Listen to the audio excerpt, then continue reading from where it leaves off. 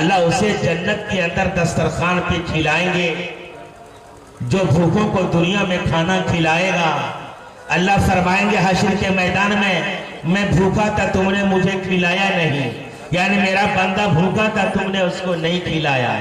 ارے کتنے ایسے اللہ کے بندے ہمارے پڑوس میں جیتے ہیں کہ جن کے گھروں میں کبھی چولہا نہیں جلتا، ہم نے کبھی اس کی فکر نہیں کی۔ آئیے حضرت علی کرم اللہ وجہہ جن کے بارے میں اللہ کے نبی نے فرمایا اسد من اسد اللہ، یہ علی اللہ کے شیروں میں سے ایک شیر ہے۔ یہ حضرت علی فاتح خیبر داماد نبی حضرت علی رضی اللہ تعالی عنہ، حضرت فاطمہ الزہرا رضی اللہ تعالی عنہ کے گھر تشریف لاتے، اپنے گھر آتے ہیں، رات کا سناٹا ہے، آخری پہر ہوتا ہے، اپنے گھر میں آتے اور حضرت علی حضرت فاطمہ سے فرماتے ہیں اے آئے فاطمہ کھانا کھا لیے ہو؟ حضرت فاطمہ فرماتے ہیں کہ نہیں میں نے کھانا نہیں کھایا، تمہارے انتظار میں تھی، تمہارے انتظار میں تھی۔ حضرت علی فرماتے ہیں کہ اے فاطمہ پڑوس میں ایک یہودی ہے، مجھے معلوم ہوا کہ آج اس کے گھر میں کھانا نہیں بنا، چولہا نہیں جلا ہے، ان کے بچے بھوکے سو گئے ہیں، اے فاطمہ کیا ہونا چاہیے فاطمہ؟ حضرت فاطمہ فرماتی ہیں کہ دیکھو علی، نہ میں نے کھایا ہے نہ تم نے کھایا ہے، ہم دونوں کا حصہ بچا ہوا ہے، ایسا کرو کہ یہ کھانا اس یہودی بھائی کے گھر پہنچا کر تاکہ ان کے بچے کھانا کھا جائیں۔ حضرت علی رضی اللہ تعالی عنہ وہ کھانا اپنا اور اپنی زوج مطہرہ حضرت فاطمہ الزہرا رضی اللہ تعالی عنہ دونوں کھانے لے کر کے یہودی کے دروازے پہ دستک دیتے ہیں۔ رات کا سناٹا، یہودی کو جگاتے ہیں، یہودی جاگتا ہے اور بڑبڑاتا ہوا دروازے پر آتا ہے اور کہتا ہے کہ اے علی تم نے اتنی بڑی رات میں مجھے کیوں جگا دیا؟ کیا ضرورت تھی اتنی بڑی رات میں جگانے کی؟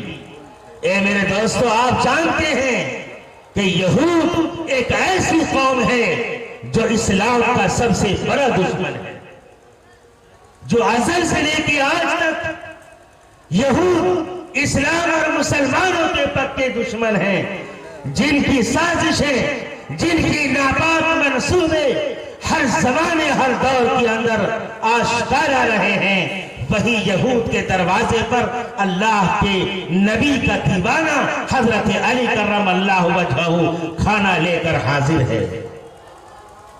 حضرت علی فرماتے ہیں کہ اے میرے بھائی یہود، مجھے پتا چلا تمہارے گھر میں آج کھانا نہیں بنا ہے، تمہارے گھر میں چولہا نہیں جلا ہے، یہ کھانا لو، تم اپنے بچوں کو کھانا کھلا دو۔ وہ یہودی حضرت علی کے کبھی سر کو دیکھتا، کبھی پاؤں کو دیکھتا،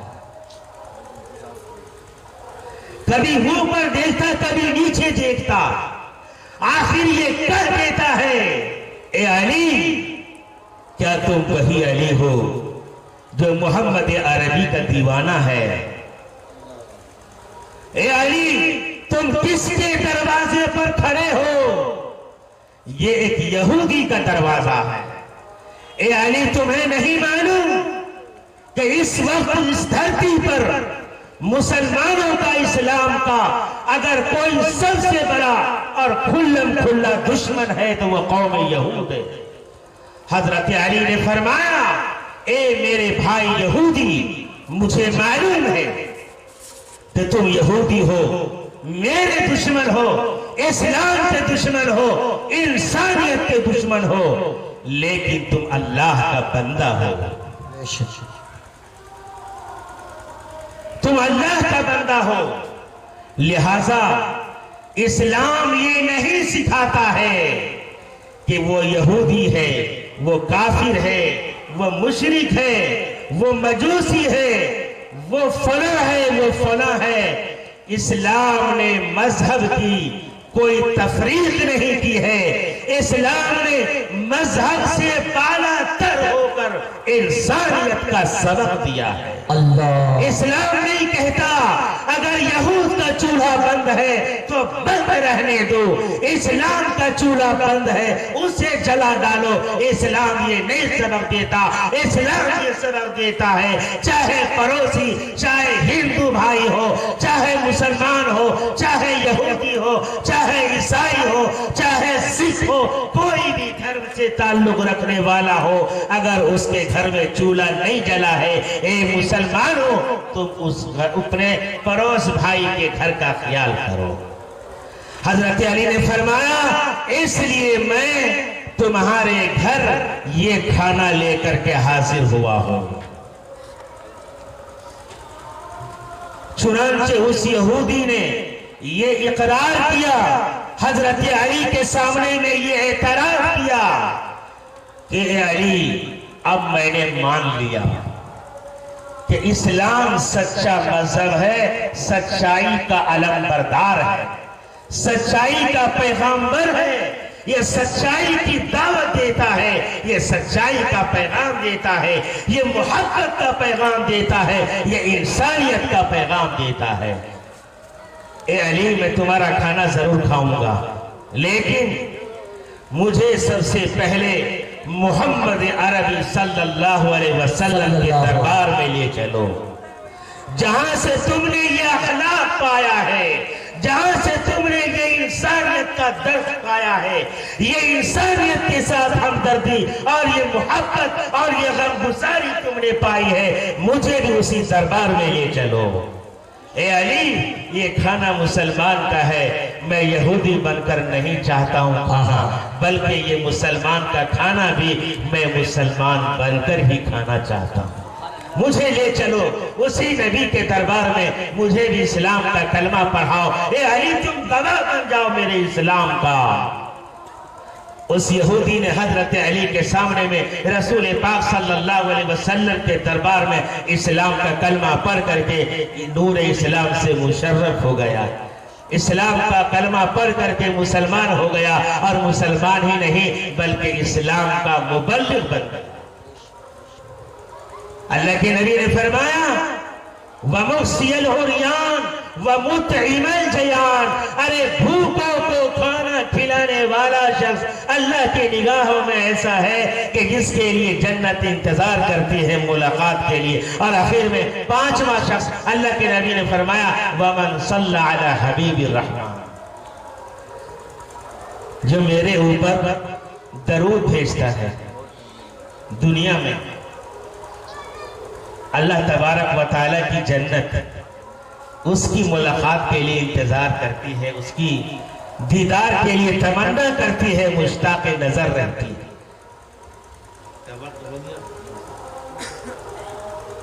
کہتے ہیں درود شریف پڑھنے کی جو برکت ہے، جو فضیلت ہے، وہ آخرت میں ہی نہیں بلکہ دنیا میں بھی انسان کو اس کے فوائد و ثمرات ملتے ہیں۔ اور وہ نبی ایسا نبی کہ جس نبی سے صرف انسانوں نے ہی محبت نہیں کی بلکہ اس انسان کے علاوہ دیگر مخلوق نے بھی محبت کی ہے۔ کہتے ہیں ایک مرتبہ ایک مچھیرا مدینے کے اندر کسی ندی میں سمندر میں مچھلی کا شکار کرتا تھا کشتی پہ سوار ہو کر، لیکن وہ مچھیرا ایسا تھا جو درود شریف برابر پڑھتا رہتا تھا، اور جب وہ مچھیرا درود پڑھتا تھا تو ایک مچھلی تھی جو تیرتی ہوئی دوڑتی ہوئی کشتی کے کنارے آ جاتی اور درود شریف کو سنتی رہتی تھی۔ مچھلی ہر روز کا یہی معمول تھا، اس مچھیرے کا مچھلی شکار کرنے جاتا، کشتی پہ سوار ہو کر چلتا اور درود شریف کا ہمیشہ ورد رکھتا اپنے زبان پر، اور وہی مچھلی آتی اور اس درود شریف کو سنتی رہتی تھی، اور جب وہ مچھیرا چل دیتا تو مچھلی بھی وہاں سے چل جاتی تھی۔ ایک دن اتفاق ہوا کہ مچھیرا کے ہاتھوں وہی مچھلی شکار ہو گئی، جو مچھلی روزانہ اس مچھیرے کی زبان سے ورد کلمات درود شریف کو سنا کرتی تھی۔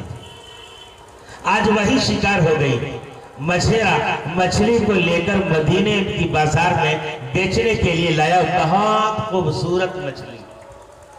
حضرت ابو بکر صدیق رضی اللہ تعالیٰ عنہ خلیفہ اول، خلیفۃ المسلمین سیدنا حضرت ابو بکر صدیق رضی اللہ تعالیٰ عنہ، جو رفیق سفر یار غار ہے نبی کے، جو ہجرت کے ساتھی ہے، رفیق رسول اللہ صلی اللہ علیہ وسلم کے، سب سے پہلا اسلام کا کلمہ پڑھنے والا سیدنا ابو بکر صدیق رضی اللہ تعالیٰ عنہ فرماتے ہیں کہ بازار آئے، دیکھا کہ بہت خوبصورت مچھلی ہے، خرید لیا، گھر لائے، اہلیہ سے فرمایا کہ مچھلی بناؤ، آج بہت خوبصورت مچھلی ملی ہے، رسول اللہ صلی اللہ علیہ وسلم کے دربار میں جاتا ہوں اور آپ کو دعوت دیتا ہوں، آج اپنے غریب خانے پر نبی پاک صلی اللہ علیہ وسلم کو مدعو کرتا ہوں۔ اپنی اہلیہ سے کہا کہ اسے بناؤ، تیار کرو،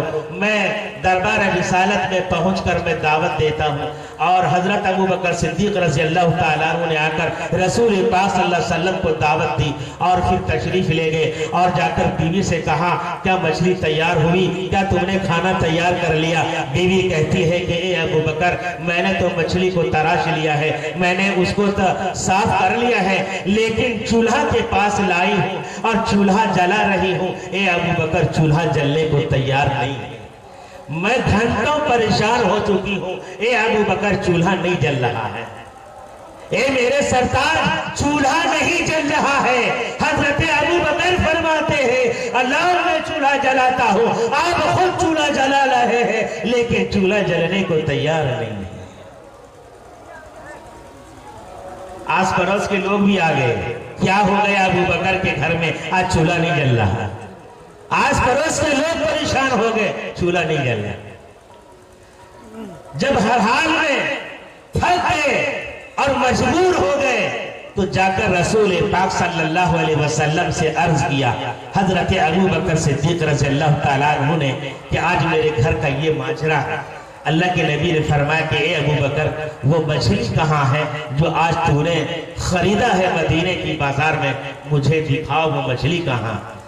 اللہ کے نبی علیہ السلام حضرت ابو بکر صدیق رضی اللہ تعالیٰ عنہ کے گھر تشریف لائے اور آپ نے فرمایا کہ مچھلی لاؤ، کہاں ہے ابو بکر؟ جب مچھلی سامنے میں لائی گئی تو آپ کی آنکھوں سے زار و قطار آنسو بہنے لگے، آپ کی داڑھی بھیگ گئی۔ حضرت ابو بکر صدیق پریشان ہے، معاملہ کیا ہے، ماجرا کیا ہے۔ اللہ کے نبی نے مچھلی کو دیکھا اور دیکھنے کے بعد آپ زار و قطار رو پڑے، آپ کی داڑھی بھیگ گئی روتے روتے۔ آخرکار حضرت ابو بکر صدیق رضی اللہ تعالیٰ عنہ نے پوچھ لیا، اے اللہ کے حبیب صلی اللہ علیہ وسلم، آخر کیا معاملہ ہے؟ آپ نے مچھلی کو دیکھا تو آپ بالکل نمدیدہ ہو گئے، اشکبار ہو گئے، آپ رو رہے ہیں، آنکھوں سے آنسو آپ تیر رہے ہیں۔ آخر کیا بات ہو گئی؟ آپ نے فرمایا کہ ابو بکر، جانتے ہو وہ کون مچھلی ہے؟ جانتے ہو ابو بکر یہ کون مچھلی ہے؟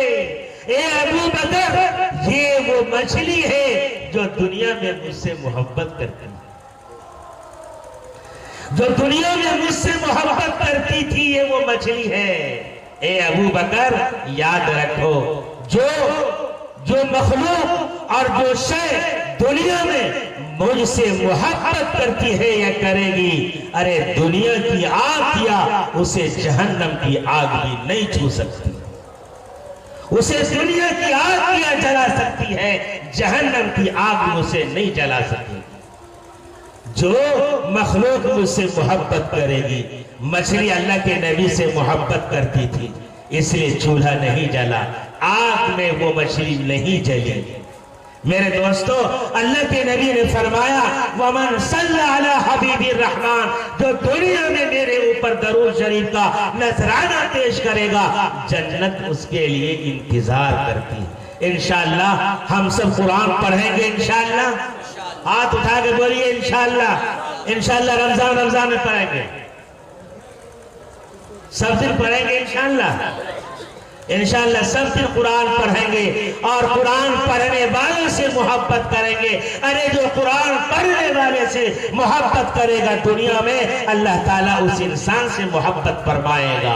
आप मदरसे के तलबा से मोहब्बत कीजिए, मदरसे के असातिज़ा से आप मोहब्बत कीजिए, अल्लाह आपसे मोहब्बत करेगा। अल्लाह ताला आपकी दुनिया भी, अल्लाह आपका दीन भी अल्लाह ताला बना देगा। और इंशाअल्लाह हम सब जुबान की हिफाजत करेंगे इंशाअल्लाह, और हम सब भूखों को इंशाअल्लाह खाना खिलाएंगे और नंगों को कपड़ा इंशाअल्लाह पहनाएंगे और अपने नबी के ऊपर दरूद का नजराना इंशाअल्लाह पेश करेंगे। अगर हमने ऐसा किया तो यकीन जानिए अल्लाह के नबी ने फरमाया अल जन्नतु तश्ताक़ु अला खम्सति नफरिन, कि जन्नत ऐसे 5 अशखास के लिए इंतजार करती है मुलाकात के लिए, जो कुरान पढ़ते हैं, जो जुबान की हिफाजत करते हैं, जो भूखों को खाना खिलाते, जो नंगों को कपड़ा पहनाते हैं, जो मेरे ऊपर दरूद का नजराना पेश करते, इंशाअल्लाह हम सब करेंगे। अल्लाह ताला हम सबको कहने सुनने से ज्यादा उस पर अमल करने की तौफीक अता फरमाए। व आखिरु दावाना अनिल हम्दुलिल्लाहि रब्बिल आलमीन।